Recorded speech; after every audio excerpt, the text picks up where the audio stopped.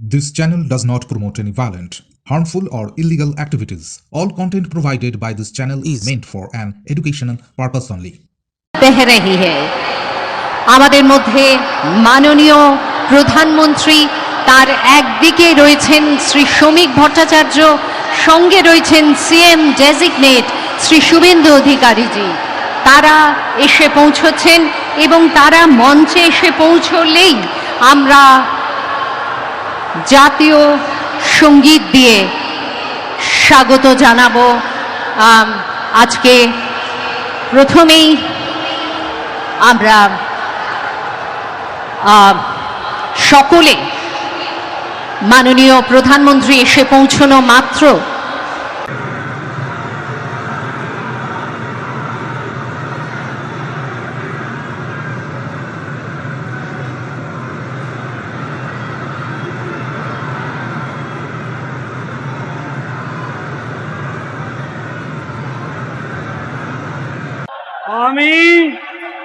আমি শুভেন্দু অধিকারী ঈশ্বরের নামে শপথ করিতেছি যে বিধি দ্বারা স্থাপিত ভারতের সংবিধানের প্রতি আমি অকৃত্রিম নিষ্ঠা ও আনুগত্য পোষণ করিব। আমি ভারতের সার্বভৌমত্ব ও অখণ্ডতা রক্ষা করিব। পশ্চিমবঙ্গ রাজ্যের মুখ্যমন্ত্রী রূপে আমার কর্তব্যসমূহ নিষ্ঠাপূর্বক এবং বিবেকসম্মতভাবে নির্বাহ করিব এবং ভয় বা পক্ষপাত, প্রীতি বা বিদ্বেষ রহিত হইয়া সকল শ্রেণীর জনগণের প্রতি সংবিধান ও বিধি অনুসারে ন্যায় আচরণ করিব।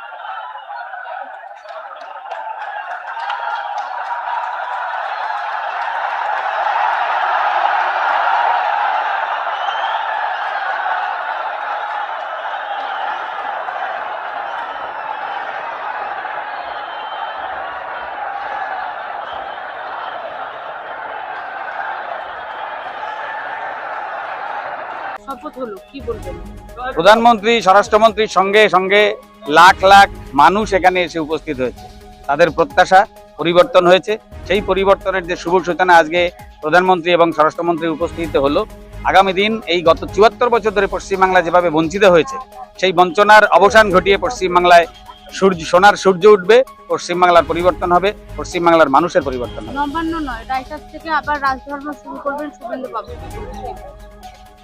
দিদি তার সিন্ডিকেট চালানোর জন্য রাইটার্সকে তার মনে হয়নি যে এটাই সঠিক জায়গা, তাই তিনি নবান্নকে বেছে নিয়েছিলেন। কিন্তু পশ্চিমবাংলার যে গঠনতন্ত্র বা পশ্চিমবাংলার যে গণতন্ত্র, সেই গণতন্ত্রের মূল স্তম্ভ হচ্ছে রাইটার্স।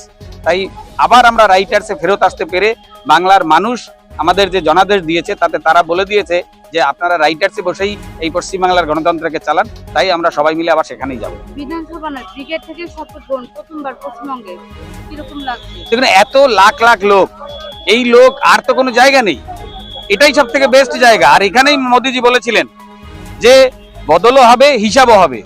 তাই এখান থেকে তিনি বদল করে দিলেন, তিনি সরকার বানিয়ে দিলেন এখান থেকে। এবার হিসাব আপনারা আস্তে আস্তে দেখতে থাকুন।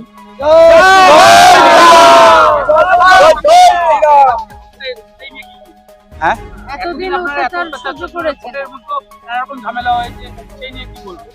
BJP is a party with difference.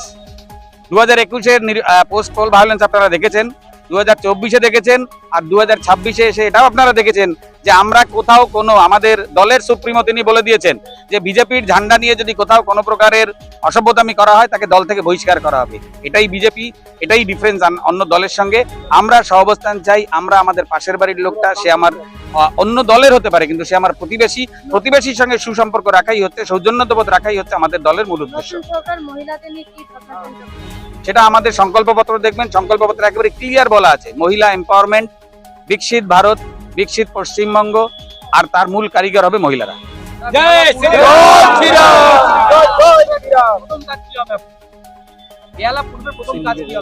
বেহালা পূর্বে অলরেডি আমাদের কাজ চালু হয়ে গেছে, সিন্ডিকেট রাজ খতম।